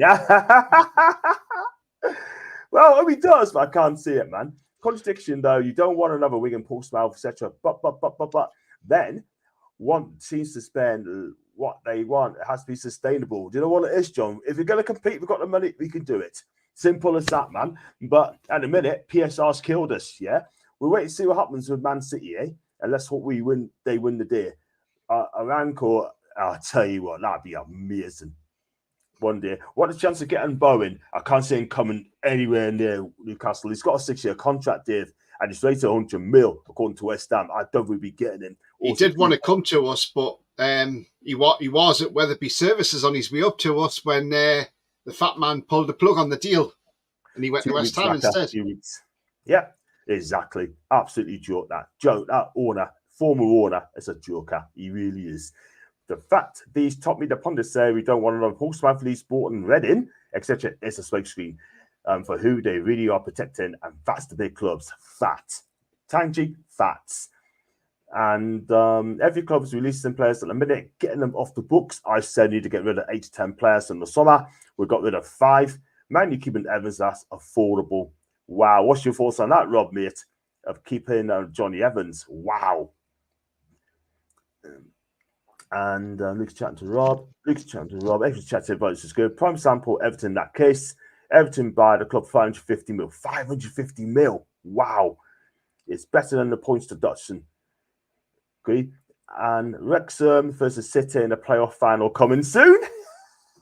Wow. And buy Everton's debt, pay for the stadium, and then rebuild a squad, 100 million at least, and then have to put at least 150 million bond down. It'll price people out of buying the club. I see where you're coming from. Are you sick of City? Yes, John, right? I'll tell you what's interesting, John. Yeah. There's a lot of people have picked this up as observing as well, and a lot of people are saying, is Guardiola, because obviously Guardiola said next season's going to be his last season as Man City manager. A lot of people are saying, is he doing this deliberate because he wants to get out before Man City are punished and before everything kicks off? It looks. What do you reckon, John? I think it looks like it done it. I mean, you do the maths here. De Bruyne wants to go to Saudi. Pep's going to make his last season, right? I'm sure other players will be thinking, you know what, I want everything at Man City. Do you know what I mean? But it's in the open. It's either they mustn't know what's going on, or they're going to think, you know what, I want to go with Pasha's new. But for me, we'll have to wait and see. But the pyramids are open. The pattern's opening, Tony. The pattern's opening. Do you know what I mean? You know what's going to happen. For their sake, they've got to win this arbitration. Then it helps us a lot. If they can spend what they want, we should spend what we want. And then, if we're not allowed to, we take them to court as well. Simple as that. But I hope it doesn't come to that, Tony. I hope it doesn't come to that, man. Do you remember the bongs and bribes that also George Graham, Bruce Grobbelaar from Liverpool and others took back in the early 90s? Imagine if it happened now, that's in Tangy, Tony. Can you remember that? Yeah. Woo! Yes, I do remember that, Tangy. I remember that very well, to be fair. And I mean, I also remember when we beat Liverpool at St James's Park 3-0 and Cole got a hat-trick. Now, if anybody hasn't seen that, go back and watch the video. Go back and watch how easy Andy Cole scores them goals, because that was one of those games that Bruce Grobbelaar had a bet on that Newcastle would win 3-0 and Cole would get a hat-trick, and he got done for it. So if you haven't seen it, go back and watch it, and you'll see how easy Andy Cole scores his hat-trick, because honestly, there's no attempt from Grobbelaar to save any of them goals. And at the time, you just think it's a great win against Liverpool, but when it comes out in the open that it was a scam because of a bet, then you know it makes you even more livid to think of it. You know, even though it's great that we beat Liverpool 3-0 and Cole gets a hat trick, but you know, in the circumstances, you just think, you know, you've cheated your own team out of. You know what I mean? So, do you remember that, John? Yeah, I do. Scored a hat-trick in the first half as well. And I knew some of us was going wrong in that game. Some didn't look quite right. But I'm glad we won the game. To be fair. Right? Other than that, Grobbelaar got in the spot of bother. Yeah. Took the Sunday call. Won the first kiss. And then on the appeal, he lost the appeal, didn't he? And then he got a quid or something like that. So, hey-ho. But talking about Liverpool, John, talking about our games against Liverpool, I mean, I remember being at the match when we played Liverpool and we won 2-1 as well. 2-0, sorry, when Enrique ended up in goal. It was at my end because I was in the Leeds then, but when Perch went down like a sack of spuds from that hit from Pepe Arena, when he didn't really touch him that hard, but the way James Perch dropped to the ground, that was brilliant that day, and then he got sent off Arena and he wasn't happy about it. Do you remember that, John? Yeah, I can, man. That was good old James Perch. Yes, absolutely. My guy. He wasn't world class, but he plays with a heart of gold, that guy, I'm telling you. £1.5 million, John. Oh, man. there's only £1.5 million these days you can buy a good defender. That guy did the job. He did the job for us. Do you know what I mean? So yeah, he was. I mean, he wasn't the best player, John, but he gave 100%. He tried, you know. Yes, he did. And I think that's what won the hearts of a lot of fans, you know. I agree. That's why he got the nickname Pacino. Yes, absolutely. And he's a good guy as well. He sounds a polite like. I've got a picture with him, John, because I got a picture of him outside St James's Park when I was going in for the game. Yeah, man. Yeah. Oh, man. I have to look at that as well. Show us it next time, man. Yeah. And the big up to Graham B, bad. All the best to you, man. Met you in Paris. Yes, you did. Keep up the good work. Big J. Thanks so much indeed, my guy. Good to see you, Graham. And hope you watch more of our shows as well. I'm being like Rafa. I need fats. Thank you very much. Even to Pete, hope you're well. Trevor saying that actually wants to buy Sunderland. I don't know how true that is. I won't swear Cashy's not worth it. Is that true, Trevor? And then we've got Archer as well. Bigger to Andrew as well. Oh, lads, not long till the Euro kicks off. Absolutely, it's just a week's time. I'm buzzing for that. Pepe, don't want to be in the lower leagues. Cannot blame him. That's from Rob. And let's get this one. So that'll be good. That's from Ian. There are rumours about that before. Ashley for Sunderland. Craig, what do you think of Sean Casey calling Lloyd Kelly a Rolls Royce defender? Do you know what? I do think Lloyd Kelly. Yeah, Lloyd Kelly is a good defender. I think, you know, he did lack a bit of confidence at one point. And that was, you know, around the time of the Burnley FA Cup game. Just went completely off the boil. But I think he is a very, very solid defender, both at left back and also at centre back as well. So he does the basic stuff very, very well. It's not flustered. You know, we saw when he was flustered, but he really did bounce back. One thing that sadly, you know, which happened to him at Bournemouth was that he come under a lot of, well, abuse, put nicely, on social media. And, you know, I think he kind of hinted that as well, that it wasn't nice, you know, what some people were saying about him. Adam Smith has spoken out about it as well, and other players as well. It wasn't good. You know, he was a player that was lacking in confidence. What Gary O'Neill did at the time was the best thing for him. He took him out the firing line. He got him to one side. He helped him and then put him back in the side when he was confident again. And you know, in fact, I was watching earlier on about the Euro '96 team, and you know, when of course we missed, you know, Stuart Pearce missed that penalty. I think it was against Switzerland, wasn't it?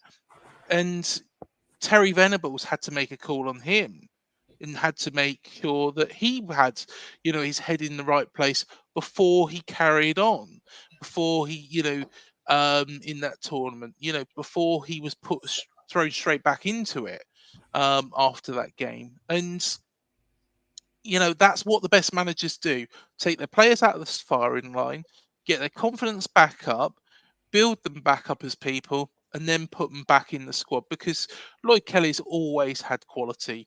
You know, there's not, you know, he might have a dip again at some point in his career. Hopefully not. But, you know, what he suffered from our fans is inexcusable. And, you know, he's proven a lot of people wrong, because he was excellent last season when he did come in. And yeah, he's got a good career, and I wish him the very, very best. Kind words for that, Craig. Thank you very much indeed for that. And that's kind words for you, mates. And if he does come, I hope we go look after him.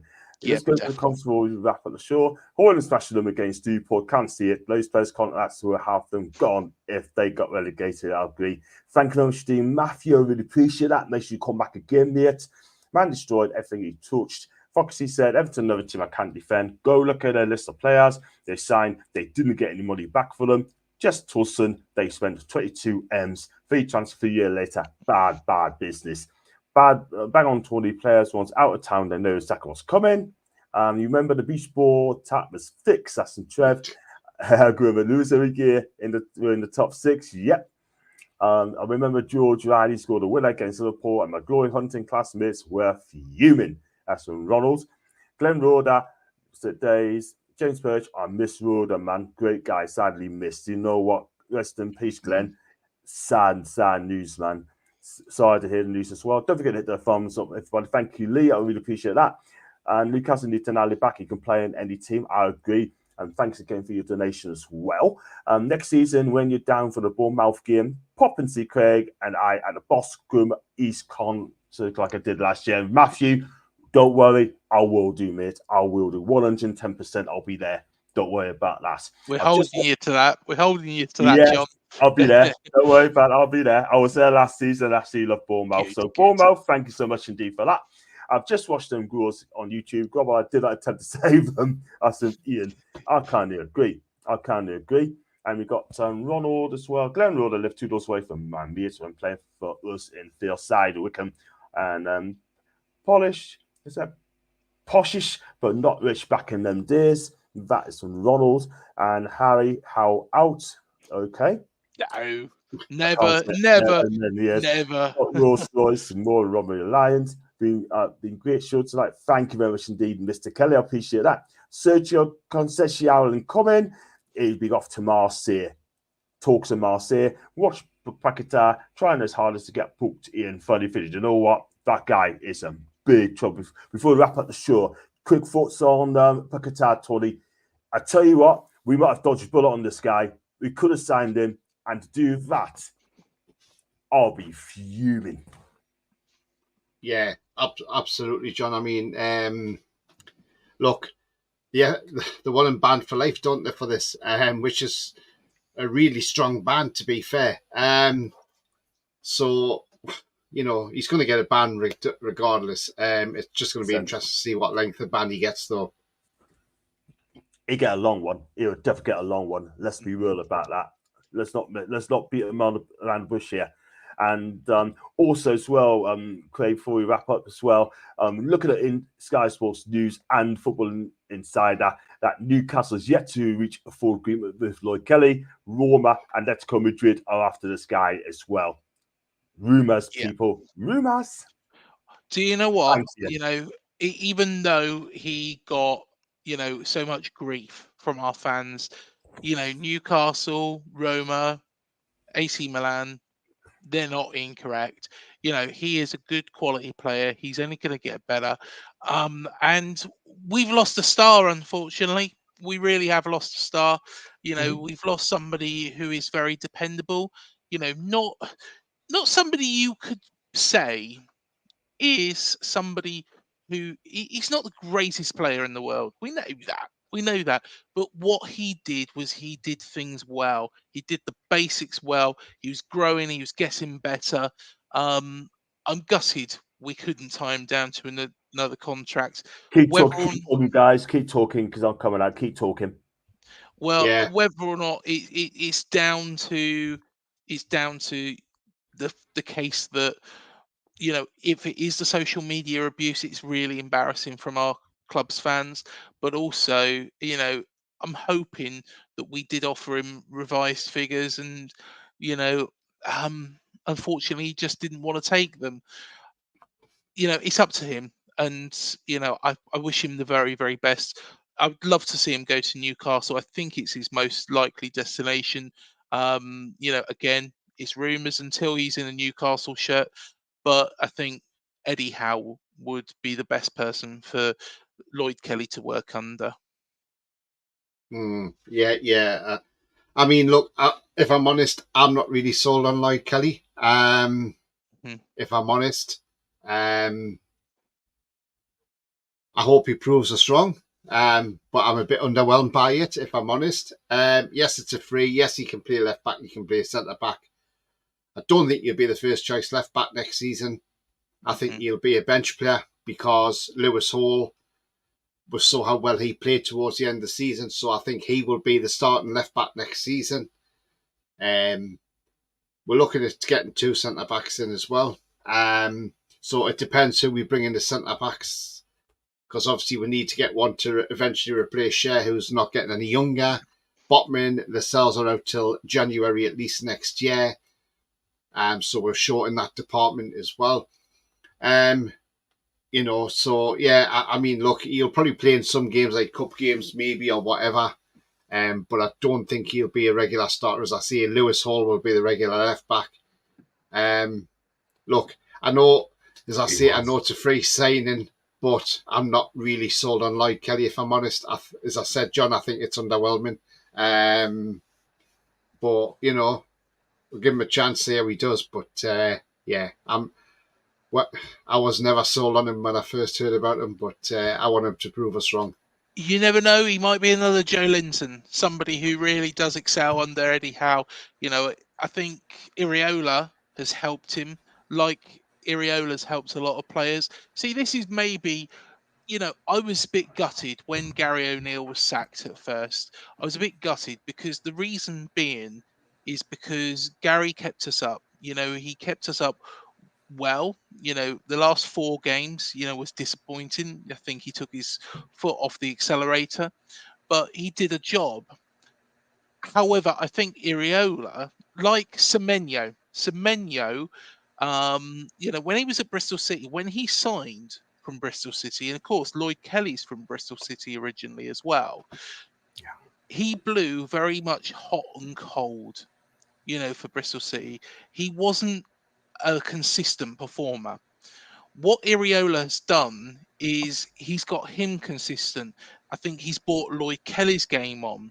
Now, there's only one other manager who I could say will take Lloyd Kelly from what Iriola's taught him and take him on, and that's Eddie Howe. And the thing is Eddie Howe, I don't know if you're aware of this, you know, and Iriola do know each other before this as well. Of course, they were studying each other's philosophies as well. You know, when Eddie was out of the game, he studied Iriola for a bit. And I think, honestly, you know, Lloyd Kelly might surprise you, Tony, and I really do hope he does because he is a very capable player. Like I say, you know, I'm disappointed that he's gone. Some Bournemouth fans might not be, but you know, they could be eating their words, you know, in a couple of months' time. Yeah, facts, Yeah. absolute facts, 100%. Gordon's been fantastic. Alan, ASM's Letric. Oh, right, I will do. Eddie Howe is quality. Stay calm. Thank you, Rob, for that. Steve Cooper's a good coach. He'll get a job very soon. I agree with Tony Lloyd Kelly, but Torsten as a tosser. Gandhi Chelsea, so F him. Exactly that. Really want to play, so we'll play for our football club. Right, we're going to wrap up the show there, guys. You can go on for another 2. So what I'm going to do one day, I'm going to do a 3-4 hour stream. I will do a 3-4 hour stream, right, called Ball Meeting, right? And we're going to talk about anything Newcastle, and it's open show. If anyone wants to come on, I'll send put on the link, join in as well, and you can talk about it as well one day. It's going to happen. And yeah, it's been a great show tonight. And Craig, can you tell us where we can find you on your channel, man? Or you got coming up as well, mate? Yeah, of course. So we've had a lot of interviews recently. So we had Richie Neville from 5. We've also had Richard Archer from Hard 5. Harry Redknapp comes on quite a lot. We've also got another celebrity that is coming on of one of the biggest bands in the UK of the noughties and the 2010s as well. So they're still going, but he's not in it anymore. So keep your eyes peeled for that. It's going to be a very interesting interview.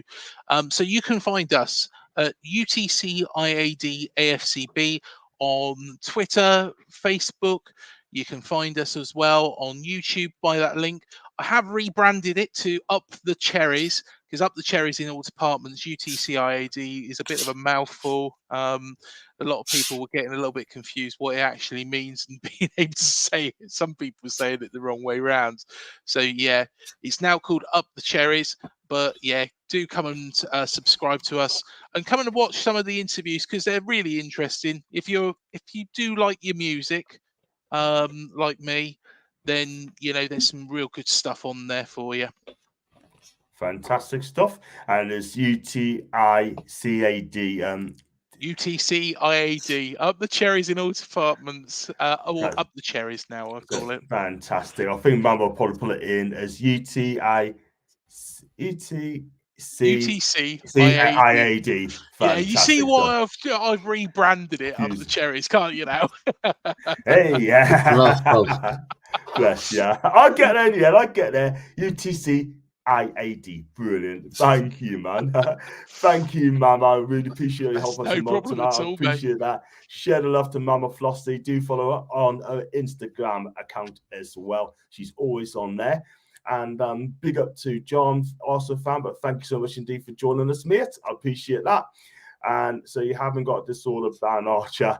But Archer answered that question. One day, Bournemouth will be as big as Cardiff City. That's from Rob. I knew he said that.